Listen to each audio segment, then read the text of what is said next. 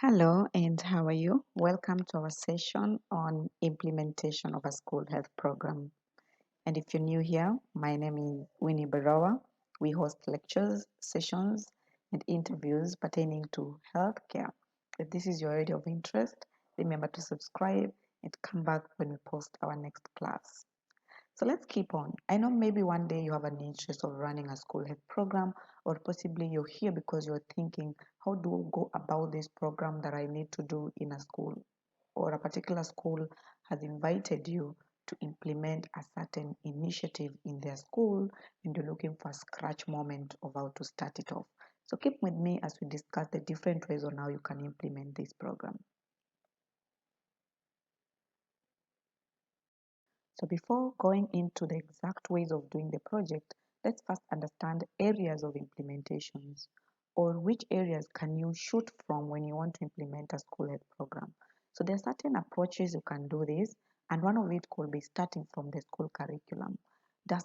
Maybe the question you can ask yourself here is, does the school curriculum support school health projects? And if there's an angle on the school health curriculum that does this, could be through the aspect of the component that we mentioned. If there's an angle in the curriculum that supports nutrition, for example, if there's an angle that supports health education, physical education, you can use that to introduce your school health program. The other aspect is looking at the school ethos or ethics. And with the school ethics, you can approach it on the physical and social environment. And here you can be looking at aspects of, does the school, for instance, have a physical environment promoting ethics? Is the physical environment safe enough? Does it prevent the children from violence, injuries? Does it prevent them from access to drugs and substance abuse? You can evaluate it on such. Look at the social environment. How do the students interact? Are the ethics good enough there, or are the ethics wanting? And so you want to introduce a project to promote more socially friendly environment for the children. Area number 3 that you can choose is looking at school-based health projects or programs. And in here, you can approach it from an environmental centered approach, or you can approach it from a child-centered approach. Now, based on whatever you want, or based on which approach you want to use, if for instance you use the environment-centered approach, then that means with this approach, you want to improve more on the educational climate of the school to provide opportunity for the child. So you want to look at an environment that is education supportive, or an environment that is child friendly. And therefore, you can run campaigns targeting a specific aspect of the school, could be targeting environment, could be targeting social ethics and all that. And these campaigns could span across issues like bullying, or across issues like drug abuse. Or again, you can also look at skill training for the teachers. You can decide to train teachers on first aid skills to prevent injuries to the children, or to provide an injury-free environment for the children. And the other approach you can use on the school-based could be child-centered approach. And with child-centered approach, experts say that this involves individual approaches on the children, and therefore you can intervene on individual mental health consultation. You can do problem-based interventions, but the main target is looking at the child. So mostly here, the school-based project experts, they mostly come in with interventions that target an individual child, or target the individual behaviors of the child. And so the approach could be general in the classroom program, or it could be individual through support groups. And for this case here, you bring in approaches like counseling, you can introduce school mentorship, you can introduce behavior changes activity, and whatsoever. But the area is, which arena can you approach it from, or which angle can you use to introduce your health project, or you can introduce your school health program. So like you said, we can do a curriculum approach.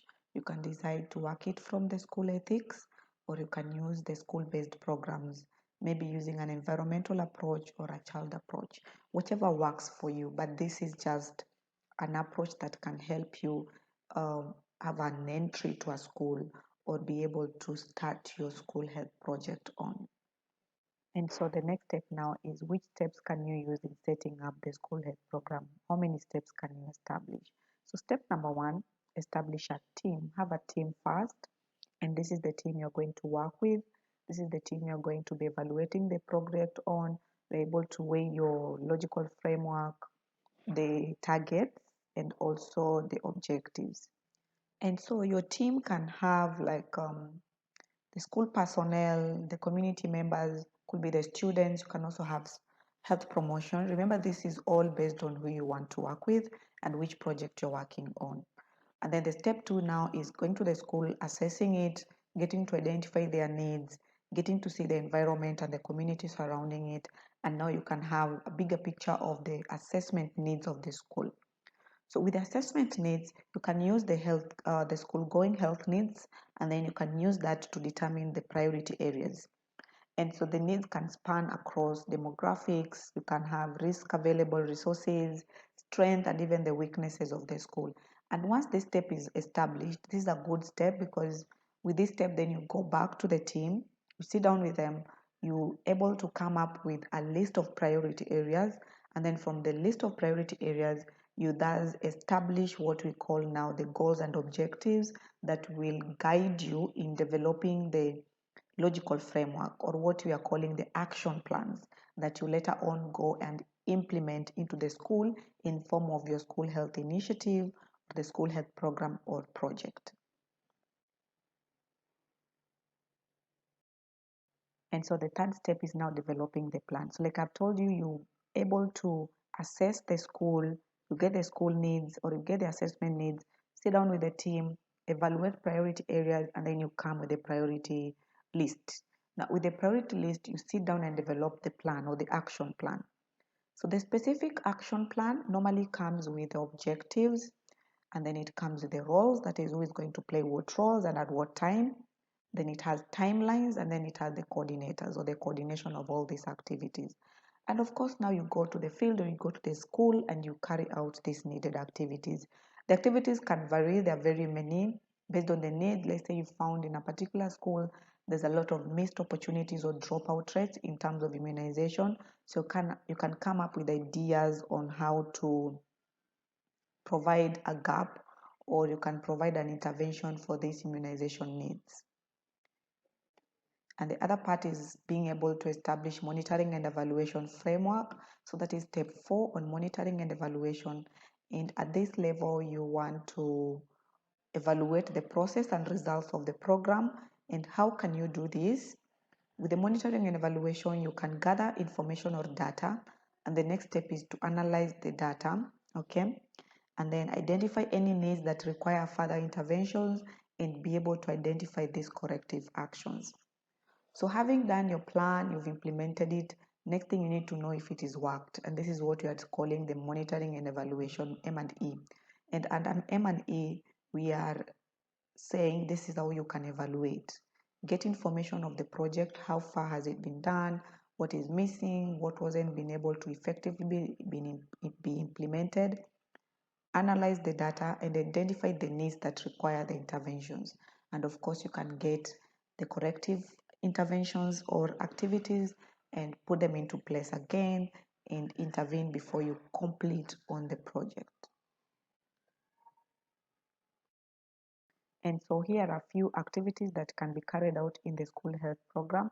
And like I said, these can be guided on what are the needs that you found out that the school needs. So if you found maybe a school has health needs of needing assessment and evaluation, you can go for physical examination on the children, identify any health need that needs treatment. You can also go for referral services, whereby in case you've done a physical examination and you've gotten a few diagnoses on the children, you can refer them for facilities for referrals and treatment. You can go for physical inspection of the school environment, identify risky areas or risky setups, risk points, injury risk places, and provide interventions on it. You can do sanitation activities, hygiene and cleanliness, provision of safe and water, waste disposal and management. All these could be under sanitation. You can also do promotion of proper nutrition with dieting, doing nutritional assessment and screening, guiding the school on proper food preparation and storage. You can also go for menu preparation. All these are possible activities that can be carried out during a school health project. You can also do promotion of proper personal hygiene, grooming, brushing, hand washing, haircuts and all that. And you can do sharing of health messages. And this is where we are talking about health promotion and health education, what is mostly guided by the comprehensive health education curriculum in our schools. And so on to monitoring and evaluation, I felt this was very key for us to do it in details, because you find most people know the word monitoring and evaluation, but they don't understand, like, if I'm going to do a school health program evaluation, then why am I doing it, and what aspects am I supposed to evaluate? So let's first see, why should you do school evaluation? Number one, you want to do school health program evaluation for the purpose of being able to get better health outcome for the student. Remember, our target is to ensure that our children have maximum performance in the academics. But if you don't have good school health programs, you may not get this for the children. And for the second purpose is to ensure there is more effective health services. If the school is banking on the health service as a component, then you need to ensure that with proper evaluation, then there's more effective health services. There'll be more effective immunization services, more effective screening services, more good nursing services. These are effective services that needs to be done.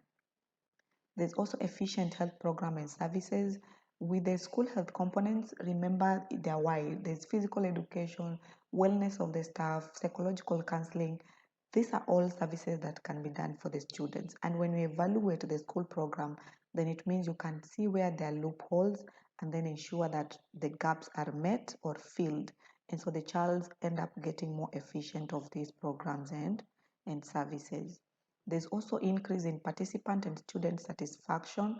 Looking at the various components, e.g. nutrition, you find that if children are well taken care of when it comes to diet, then there's student satisfaction on that angle. But also with increase in involvement of the students in their daily health activities, then it means there'll be active participation of the children in these aspects. And more so, there's increase in credibility of the project, because if you evaluate and you identify gaps or areas that are not efficiently met, then you can do more to ensure that this project become more credible, they become more reliable, and they meet the objective that was set for the reasons of why they are running in the schools. And so maybe now with the evaluation again, one may want to understand, what aspects can the person evaluate? Or which aspects can one look into? So we can evaluate clinical aspects, and that can include student health status. And when you're evaluating the student health status, you can evaluate different indexes. You can do health and weight and the BMI, that is the body mass index. You can evaluate on the immunization status. You can evaluate drug and alcohol usage or rates of STDs. These are clinical evaluated aspects, because this looks at treatment, looks at disease exposures, looks at disease control and prevention. And for that reason, you want to check on this status and see if the child is stable or if the child is at risk. And the other aspect is evaluation on the service utilization measures. So with service utilization, this mostly looks at the services being provided by the school, and if the children are using them or if the school community is using them.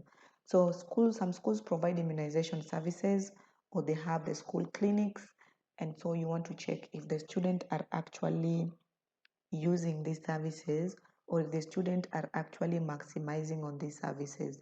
So you can look at health services varying from emergency use of the clinics, hospitalization, immunization indexes, and if there is any missed opportunities or any dropout rates, and you see ways on how to prevent that from happening again. And if there's any cases where certain commodities could be, maybe they are not being utilized, then you can decide whether you refer the services to other centers that use them more, or you can decide maybe you reduce budgeting on such resources and cut or cap the financing that was being done for such a program. And then you can have overall check on the quality of school health services by evaluating any direct services that are offered through the school health clinics. So the evaluation of this project can vary. However, the main purpose is checking on key areas that are affecting the student health in the school. Then you can check more on program effectiveness. This is more so on the positive health behaviors and reduction on negative or risky behaviors of the student. If you're worried or you're looking at a project that wants to look at behavior change, then program effectiveness could be a good angle of evaluating the school health program. And remember, more projects look at behavior change in schools, and for this purpose, then evaluating program effectiveness could involve looking at behavior change in terms of reduction of negative or risky behaviors. You can also have education related outcomes, and here you can evaluate on readiness to learn, improved attendance, and academic success. Remember, the maximum role of school health is to ensure that the students are able to learn, the students are able to attend school, and they're able to perform well in their performances. So when this is well done, then when you evaluate the education related outcomes, then we should be able to see all these aspects coming out positively. The ability to learn, the ability to have good attendance in class, and the good academic success in their daily performance. And the other angle could be demographics and risk indicators. Most of we are being told when you look at the risk indicators in terms of demographics, that is age, residence, social demographics, and so on. These can help you determine the effectiveness of the school program. For example, if students in the lower classes were coming in with too much of infectious illnesses, and now you want to evaluate if it is the same with the senior classes, then that tells you demographics can have an influence on the performance of the project.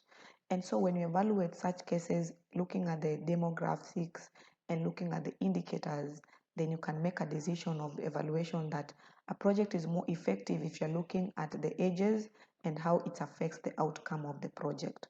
Or you can look at the spread out of the demographics and the outcome in terms of effectiveness of the project. Also, you can maybe ask yourself, does it seem like the older children have more faster rate of changing their behaviors than the smaller children? Those are issues that you can check using demographics.